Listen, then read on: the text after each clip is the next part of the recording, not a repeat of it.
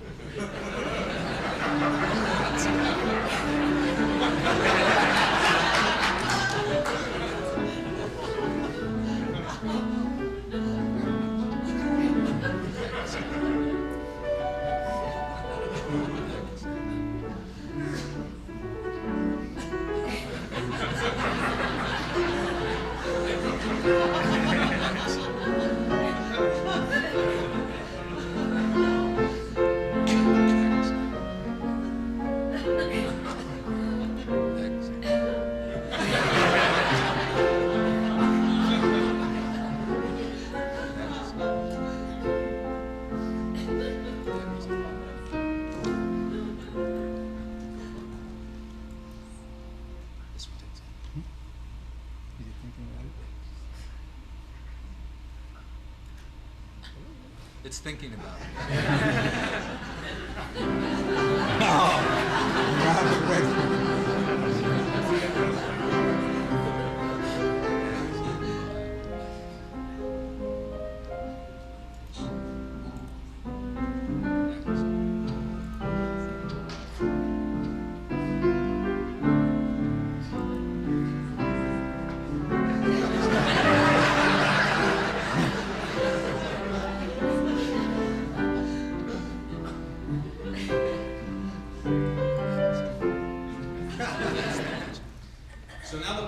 Hugh was really up to all those years, I'd like to introduce our first speaker, who will then introduce our next speaker. Please welcome from the Quorum of the 12 Apostles, Elder Neil A. Maxwell.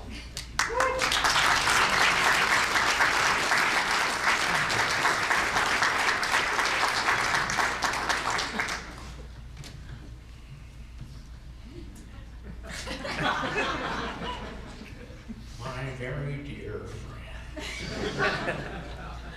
I wish to speak simply and plainly with you today, so that no one will lose any part of my message.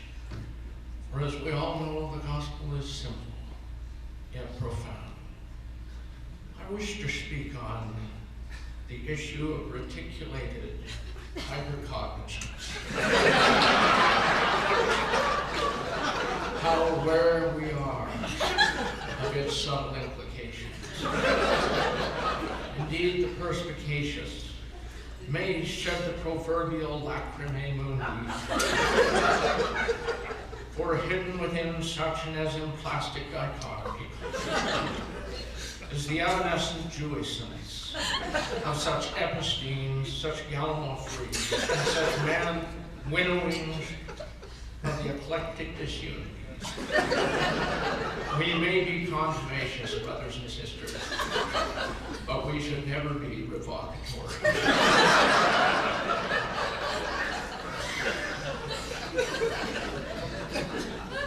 I am to introduce Christina Minchek, who is the first daughter and the second child of the Nibleys.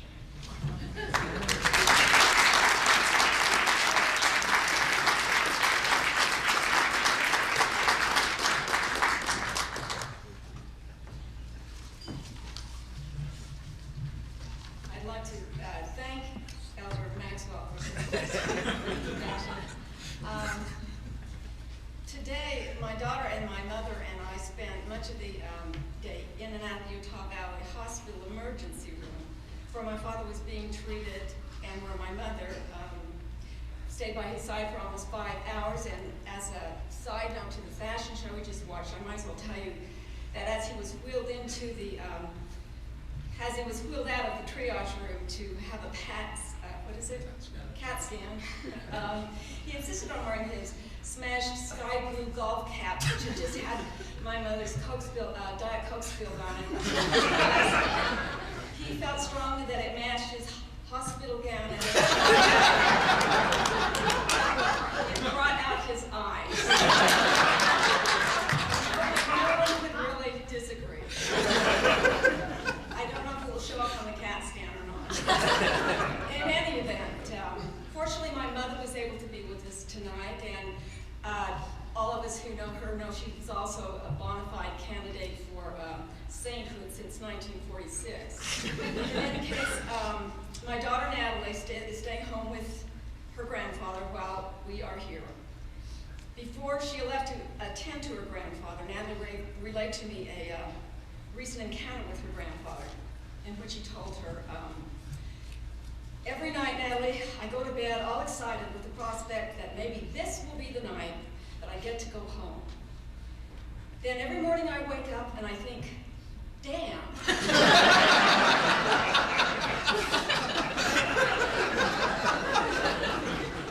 Today was no exception for him. Once again, he awoke to the same old world, but someone on the other side must have been watching out for him, because he woke up dizzy, experiencing chest pains, and we had to take him to the emergency room, where he spent most of the day undergoing numerous tests and submitting to hours of IV to rehydrate his aging body. But from the moment we got to the hospital room, he insisted that a doctor, any doctor, write him a note of excuse in case he couldn't make it here tonight. The doctor obliged and actually ordered him to stay home and rest, so he didn't get here. Whether he was in collusion with his guardian angels on this point, we'll never really know. But one thing I know for sure is that he does have guardian angels. He has slews of guardian angels.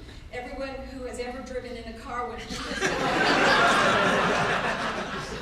I remember from my early childhood his philosophy of driving. It was very simple. Always drive 55 miles an hour. Because it saves gas. Saving money was always an issue with him, and it still is. Since his philosophy of finances is that if something costs more than it did in the 1920s, then somebody is cheating you. Anyway, he has always believed that a driver should never exceed the 55-degree speed limit. However, driving slower than 55 miles an hour is not necessarily any more economical. So he generally drove 55 miles per hour everywhere, from freeways through Nevada to residential roads in Oregon. If he could rev up fast enough, he would have peeled out of the driveway at 55 miles an hour. And as it was, he did pretty well. And when taking scenic routes, which he called shortcuts,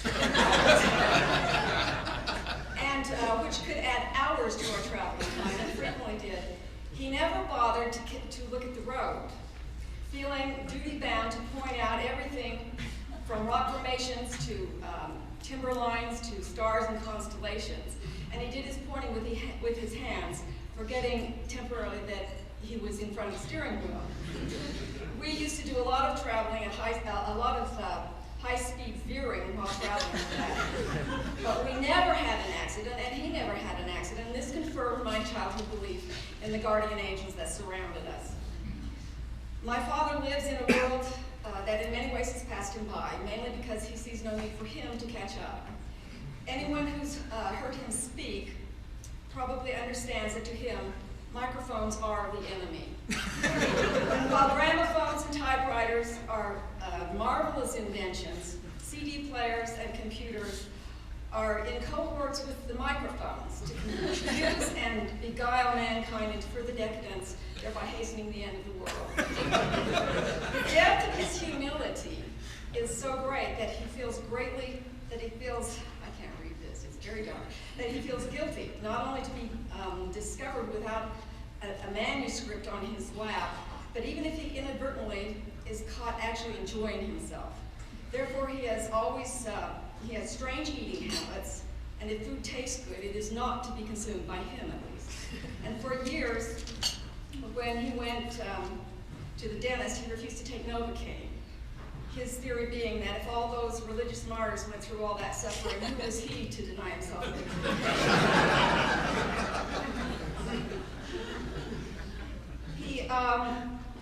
Thank you.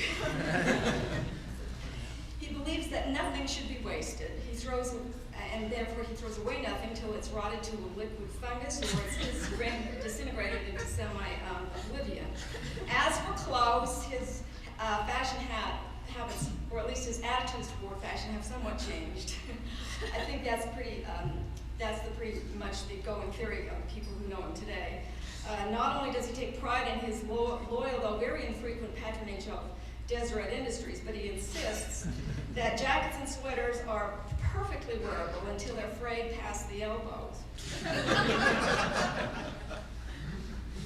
And his sense of sacrifice is included in his work that he's doing here on earth.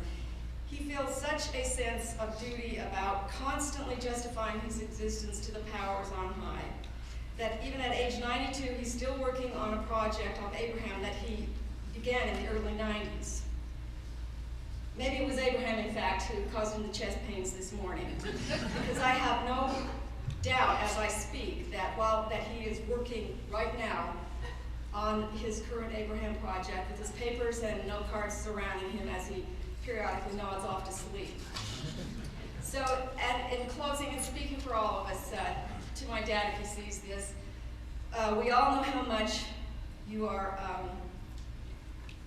looking forward. Excuse me. So speaking for all of us to Dad, have a good time with your old friend. We all know how much you want to speak to him personally, and you're looking forward to going to be with him. But speaking for myself, and for many others, I believe, I hope that there will be a lot more of those damn mornings to keep you around with us for just a little bit longer. Thank you.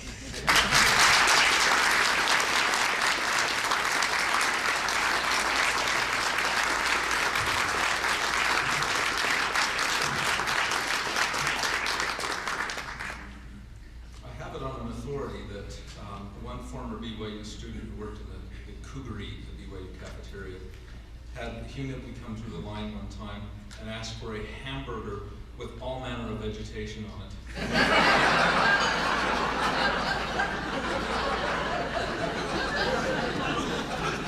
Hugh has become a legend on the BYU campus, as you can imagine. One graduate student even wrote her master's thesis on Hugh Nibley folklore. Stories about this absent-minded professor stories about absent-minded professors throughout the country have attached themselves to Hugh, to the point where you really can't tell the truth from the falsehood in Hugh Nibley's stories, although I've tried. One story that I've heard told about all kinds of professors and Hugh is that Hugh concluded a mid-campus conversation with the student by asking, "Which way was I going when we stopped?" And on being told, he answered, "Oh, then I have eaten lunch." But many of the stories I have confirmed as being true. It is true, for example, that he would often drive his car to campus and then walk home. And then wonder where the car was. And the various witnesses who tell of seeing him in mismatched shoes and other strange attire are definitely, those are true stories. Other stories are just impossible to separate truth from folklore. One story has it that Hugh was telling a joke in another language in one of his classes and wondering why nobody was laughing. One student came to him after class one time, it's told, and wanted to check up on a book that he was quoting and asked him what it was, and Hugh told him, and it was written in German, and the kid says, "Well, I don't speak German." He says, "Well, it's a short book."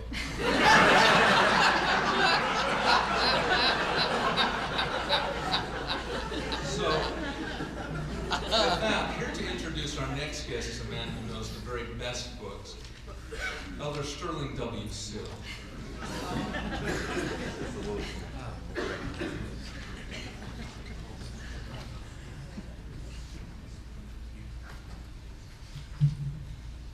I'd like to talk today about the majesty of books.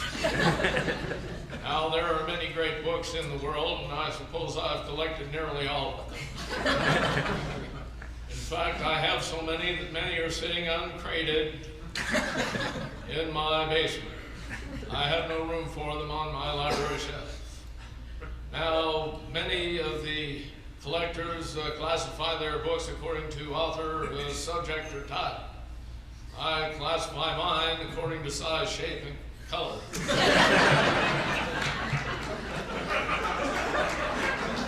And recently, I acquired a magnificent folio edition of Shakespeare's plays. But to my chagrin, I discovered it wouldn't fit on my library shelf. So I repaired to the kitchen, where I found a large butcher knife, and now I have two lovely quarto editions.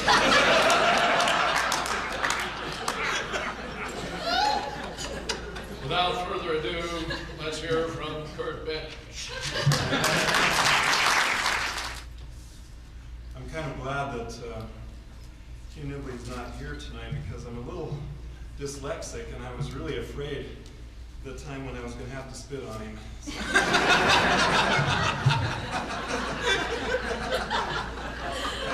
Didn't know how far away he was going to be, or it'd be really ugly.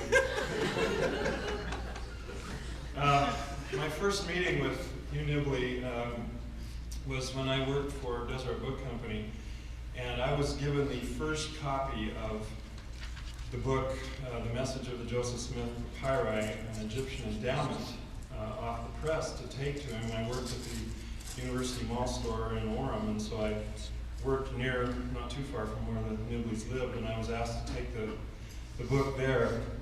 And I remember going to his house, and when he opened the door, I had no idea what to expect. I'd never met him, I didn't know what he looked like.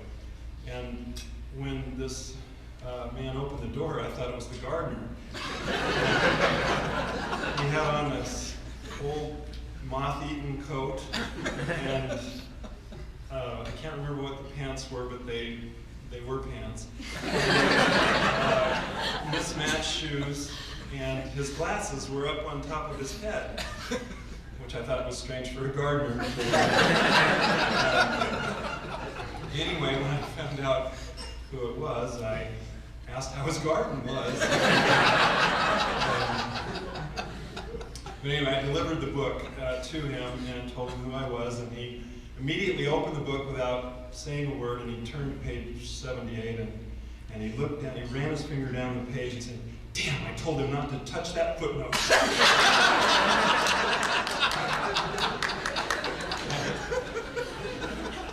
I've taken a little liberty with some of the facts, I admit. I actually did go to his house and deliver the book, and some of the rest of it happened too. As I've often said, that Hugh Nibley is one of the most collected and purchased authors in the church, but least read. I've sold an awful lot of his books before, and I happen to know that most of them have not been read. So I've been trying to think of some ways. Sales of Nibley books are a little bit flat. And so we need to look at some modern marketing techniques, some things, bring him into the 21st century. I don't know what century he's been in. He's been in most of the century. So we want to get him in this. We want to get some books sold. So I've been really giving this a lot of thought. Okay, so first of all, we want to have what's been very successful for a certain author that has written a series of books, a man by the name of Lund, okay? There's a book that Brother Nibley's been working on for, I don't know how long, how many decades, but it's called One Eternal Realms. And probably if it was left to the people of the old school to bring it out, whenever that might happen, it would be a huge volume, be $49.95. Well, my idea is this: we put it in multiple volumes. We bring them out once a year, and in the case of this book, it could be any number of years. And we give it a new title. And I'm sorry for those of you in the back who can't see this, but it's One Eternal Work in the Glory. It's a surefire. For those who like to collect Nibley, we're going to talk to the publishers and develop a beautiful, ornate, leather-bound set of all of his books. And when I brought that proposition up, they said, well, that would cost a fortune. I said, no, I've got a way to save money on this deal. You just produce the bindings, but you don't print anything in the book. All you have to do is have blank books. Nobody's going to open them. They're going to go up on their shelf. They're going to look beautiful, and they're going to impress all of the neighbors.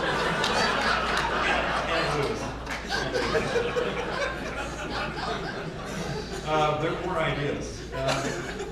Okay, speaking of Lund, I don't have one to show you because it hasn't been produced yet, but Brother Nibley was rather upset when he kept hearing people referring to the steeds as if they were historical figures.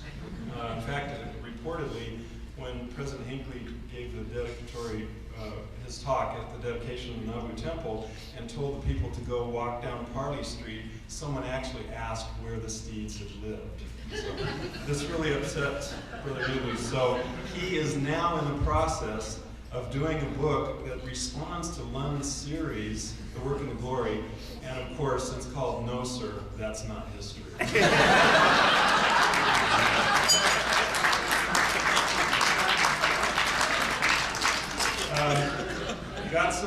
There's some things that we can do too where we don't have to change the titles.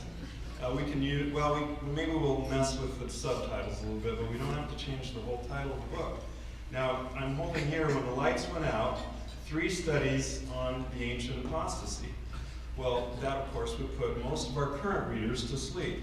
So, since fiction's so big, here's my idea.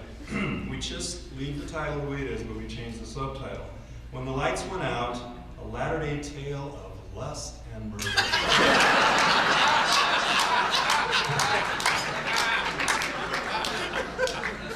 For the more liberal crowd, the Sunstone crowd, Brother Nibley is going to do an expose of farms.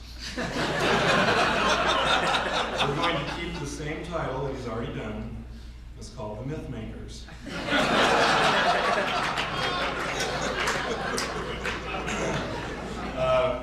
Boyd, I have an idea for the title for the biography, just in case you haven't chosen one already.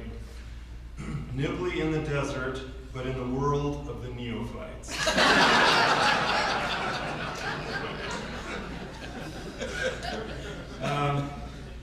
One of the speakers talked about James E. Talmage, held up a little book called Understanding Talmage that was produced to help those with more limited vocabularies as they read Jesus the Christ. And it's basically just a little dictionary, all the big words and what they mean.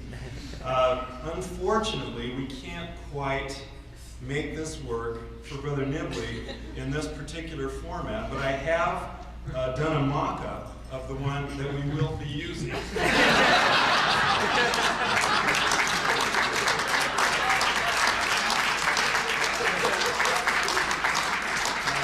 is thumb index for those of you who know.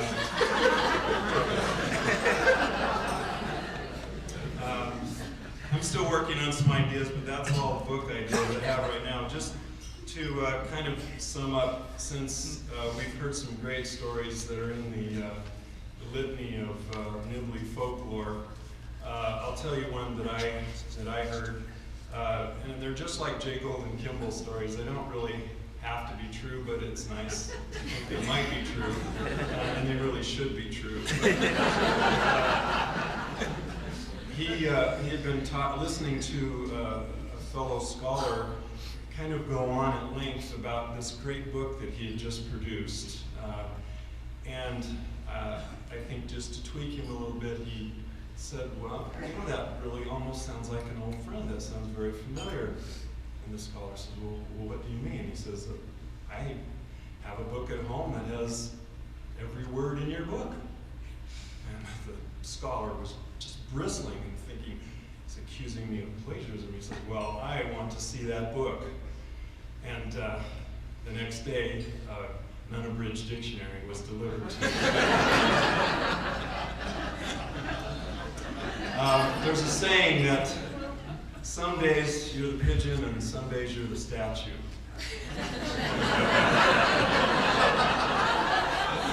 I'm not sure which one he is tonight, but I think for most of us he's usually been the statue. And to finally sum up, I've probably gone over my time, I'm going to speak for Brother Nibley and quote Groucho Marx when he said, I've had a wonderful evening, but this wasn't it.